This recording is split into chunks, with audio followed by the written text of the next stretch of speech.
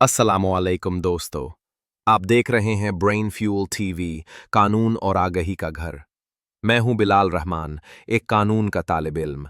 आज हम समझेंगे पीपीसी की दफा 486, जो जाली, नकली या गलत वजन, पैमाइश या छाप इस्तेमाल करने वालों को सजा देती है। ये वो जुर्म है जो खामोशी से लोगों का हक मारता है। चावल, गंदुम, दूध, सोना या कोई भी चीज हो, अगर वजन या पैमाइश में धोखा हो तो कानून उसे बर्दाश्त नहीं करता। दफा 486 आम खरीदार को तहफ़्फ़ुज़ देती है और ऐसे लोगों के खिलाफ सख्त एक्शन लेती है जो लोगों की जेबें काटकर मुनाफा कमाते हैं। तो आइए आज इस अहम दफा की तफसील जानते हैं, ताकि हम न किसी के साथ जुल्म करें, न किसी के जुल्म का शिकार हों। आज हम एक ऐसे कानून की बात करने वाले हैं जो इस खुराक की हिफाजत करता है जो हमारे प्लेटों तक पहुंचती है। ये वो कानून है जो रोजमर्रा की चीजों के पीछे छुपे सच को सामने लाता है। अच्छा, इसे समझने के लिए चलें एक ऐसी सूरत हाल देखते हैं जो हम में से किसी के साथ भी हो सकती है। सोचिए, कोई बाजार जाता है खालिस दूध खरीदने, ये सोचकर कि वो अपने घरवालों के लिए बेहतरीन चीज लेकर जा रहा है।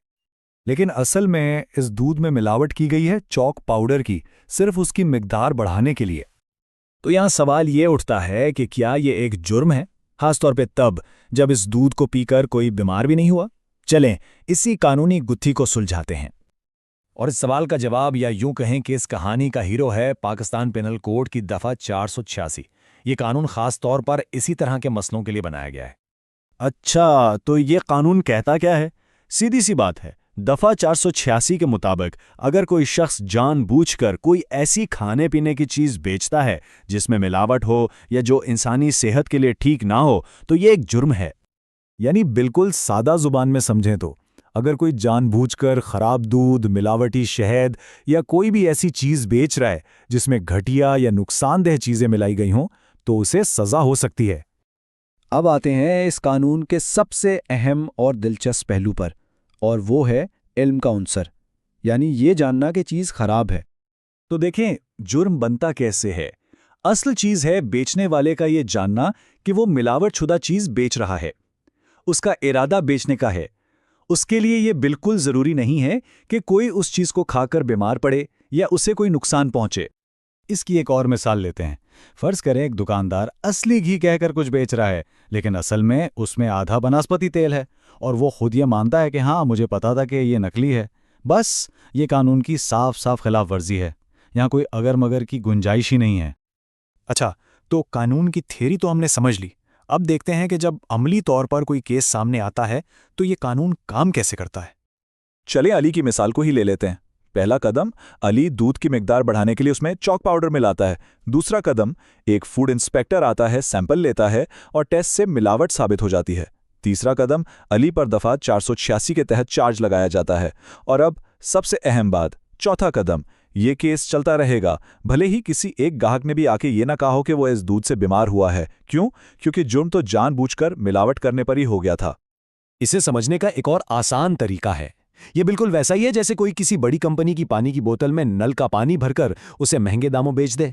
फर्क सिर्फ यह है कि खाने पीने की चीजों में मिलावट का नतीजा कहीं ज्यादा खतरनाक हो सकता है। तो इस सारी बातचीत का खुलासा क्या है? यही कि ये कानून हमारी प्लेट में मौजूद खाने की हिफाजत के लिए बनाया गया है। चलें एक नज़र डालते हैं उन अहम नुकात पर जो हमें याद रखने हैं। इन नुकात को याद रखना बहुत आसान है। पहली बात, जाली खुराक बेचना एक संगीन जुर्म है। दूसरी बात, और ये सबसे अहम है, जुर्म साबित करने के लिए बुरी नीयत ही काफ़ी है, किसी को नुकसान पहुंचना ज़रूरी नहीं। तीसरी बात, ये कानून दूध, तेल, मसाले यानी हर खाने पीने की चीज़ पर लागू होता है। और आखिर में याद रखें कि दफ़ा 486 का मतलब है कि हमारी प्लेट को कानून का तहफ़्फ़ुज़ हासिल है। अगर इस पूरी बहस में से सिर्फ एक बात याद रखनी हो तो वो ये है, इस कानून के तहत सजा के लिए किसी के बीमार होने का इंतजार नहीं किया जाता। सिर्फ ये साबित हो जाए कि बेचने वाले को मिलावट का इल्म था तो ये जुर्म है। तो आखिर में दफा 486 का मकसद बिल्कुल साफ है। ये इस बात को यकीनी बनाता है कि जो भी चीज़ खुराक के नाम पर बेची जा रही है वो महफूज हो और उसमें कोई धोखा ना हो, क्योंकि अवाम की सेहत कोई ऐसी चीज़ नहीं जिस पर समझौता किया जा सके।